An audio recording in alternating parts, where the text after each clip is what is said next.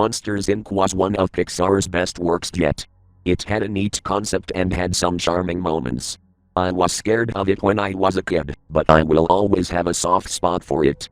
But that's not what I am talking about. There is something that will be stuck in my head for years now. It was November 2nd, 2020.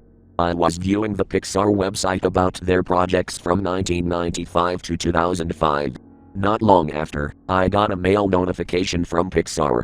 I opened up the email and it said, "Hello, Pixar fan from Australia, we would like to show you an unreleased draft of the beginning of Monsters Inc., as we would rather not release it to the public." The person who made it was the same person who made the deleted draft of Woody's Nightmare from Toy Story 2, only he impersonated a random man. After you watch it, please do not screen it anywhere. Watch at your own risk. I was confused, but surprised. I just got another email from Pixar. The first time I got one from them was when I was given a deleted draft of Woody's Nightmare from Toy Story 2. I downloaded the file, and it was finally saved onto my laptop. Its file name was Monsters Inc. Opening Data.mov. An alternate draft of the beginning of Monsters Inc. Huh? I thought to myself. I opened up the file. But before it played, it had a warning. This following deleted, later changed, footage of Monsters Inc. you are about to see is not for the weak-hearted. Viewer discretion is advised. I got anxious after reading it. Here goes the freakiness again. The footage started with a shot of a shelf in a child's bedroom with toys placed on. We heard the usual dialogue as heard in the final film. "Good night, sweetheart," said a woman's voice. "Good night, Mom," said a boy's voice. "Sleep tight, kiddo," said a man's voice. The light then switched off. It then panned down to the simulation boy sleeping in bed.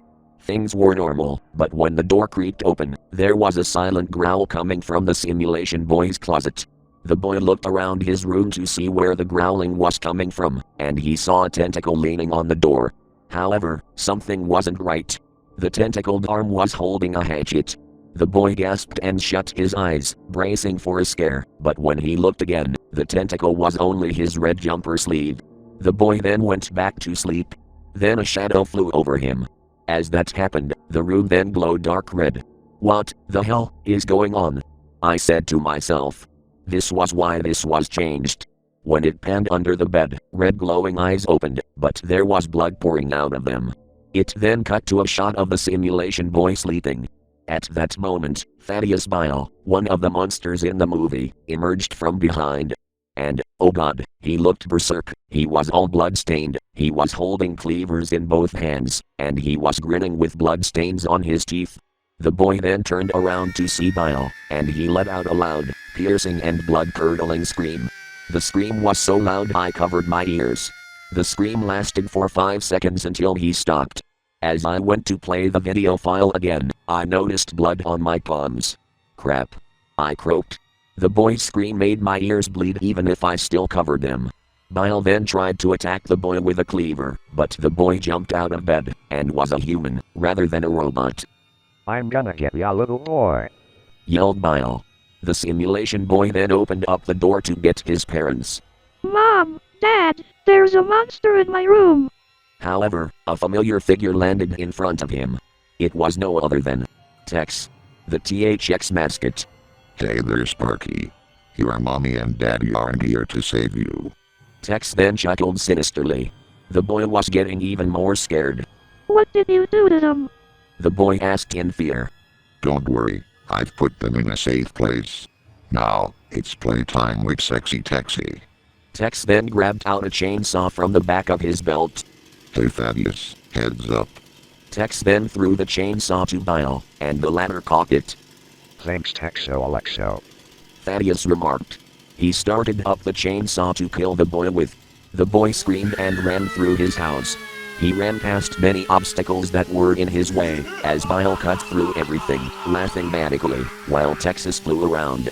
The boy banged on his parents' bedroom door, but they didn't open. Instead, he tried to find a place to hide. The boy searched for a place to hide until he found the kitchen pantry. He then ran into it and closed the door. "Oh Sparky, where are you?" Tex cooed. We're not gonna kill you, we're only gonna hurt you. Really bad. Bile added. The boy then sneezed in the pantry, accidentally alerting the two serial killers. Bile then opened up the pantry and found the boy. The boy screamed in a blood-curdling tone again, but the scream wasn't loud this time. The boy tried to run out of the house, but Tex flew into him and grabbed him by the arms. The two were high up into the sky, as the height of a cruise ship. Tex then flew into the boy's window, crashing into the bed. Hey Thaddeus, I've got the kid. I'll hold him down and you do your job. Thaddeus then ran into the room and started up the chainsaw again. Aw yeah. This is where the playtime starts. The boy panicked. No, please don't hurt me. I'm just a young boy. No, no. Oh. Thaddeus Bile then swung the chainsaw down on the boy's chest. Blood splattered everywhere, especially his murderers. The boy let out a third blood-curdling scream, but it was louder than the first one. I covered my ears again, but they bled again. The scream lasted for 4 seconds, shorter than the first scream. When the scream stopped, I received a headache. I then went outside of the house to rest my head for 5 minutes and cleaned the blood out of my ears with a tissue. When time was up, I went to watch the rest of the video. Bile and Tex laughed manically as the boy was being slaughtered, and the laughing stopped as soon as he finally died. Holy crap. I muttered. It showed an uncomfortably close-up shot of the boy's face zooming in. He was missing his eyes, there was a scar on the right side of his head, and a bit of his brain was exposed. As it zoomed into his face, there was a group of people's screams fading in. I expected for something else to happen. However, it snapped back to reality where Bile has made a huge mess in the simulation room. The bed was knocked over, many objects in the room were moved around and damaged, and the simulation boy was pulled out of the bed. Bile then smiled sheepishly, as the wall pulled up. Ms. Flint, another character from the movie, was disappointed in Bile for making a mess. Mr. Bile, you're fired. I'm sorry, but the truth hurts. Bile groaned in despair. The video then ended.